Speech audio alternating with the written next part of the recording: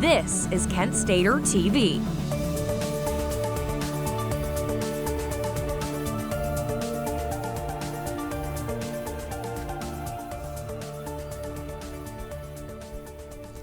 Good morning, Kent State. Today I have more post-election updates and news for you. First, how students have reacted to the results. Following the presidential election, there were varying reactions around campus.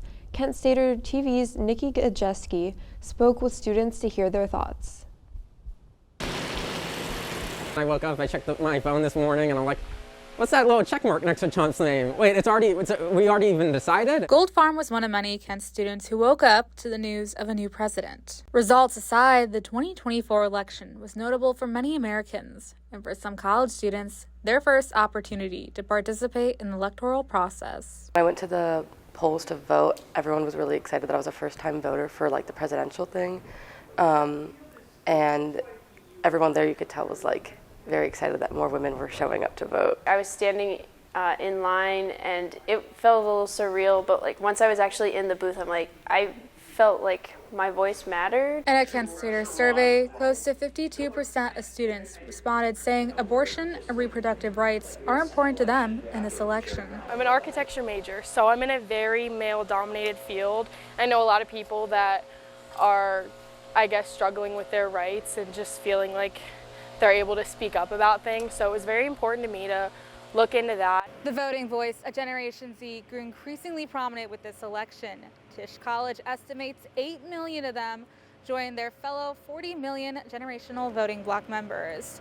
With this, these 8 million can be found mostly on college campuses. I plan to vote for every election. I think voting is extremely important, and it's one way, if you're not helping campaign, it's one way that you can get your voice heard. This election was probably one of the most impactful ones yet. Obviously, this has an effect on the future and for the rest of my college experience. Reporting for KSTV, I'm Nikki Gajeski.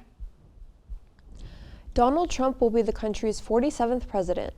The former president's campaign marked a political comeback unlike any in American history, and his supporters are reacting to the victory. I'm feeling very good. I was a nervous wreck, but I'm feeling wonderful. I couldn't really tell what was going on in the swing states, but I just went to bed and prayed.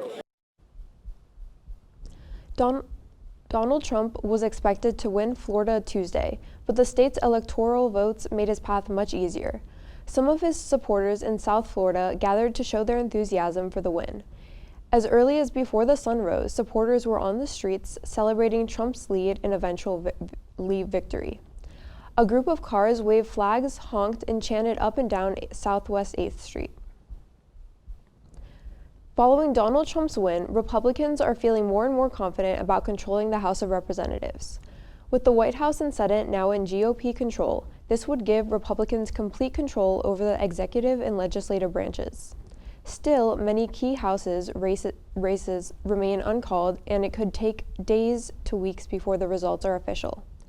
Still, House and Republicans and Democrats believe the GOP will remain in control. Trump Media and Technology Group, the owner of Truth Social, spiked 35% in pre-market trading, reaching a total market value of about $9 billion. Trump owns nearly 115 million shares in the company. The surge came Wednesday morning after his presidential victory and added about $1 billion to his collection.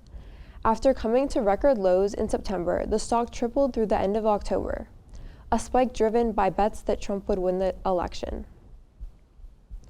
Also on Wednesday, Vice President Kamala Harris officially conceded the presidential election to Donald Trump. She addressed supporters in a speech at her alma mater, Howard University.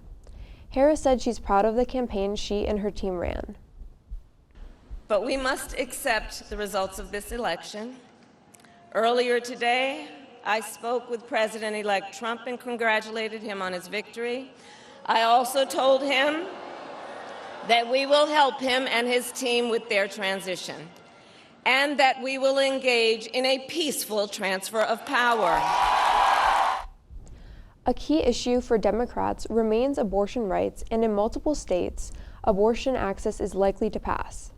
In New York, Colorado, and Maryland, the measures will keep current abortion access of legal abortions to the point of viability. In Missouri, the amendment will expand access to abortion. It is currently banned with no exceptions. In Arizona, the amendment will overturn the ban on abortions 15 weeks into pregnancy. Abortion measures in both Florida and South Dakota failed. For more stories of your community and the world, check out Kent Wired.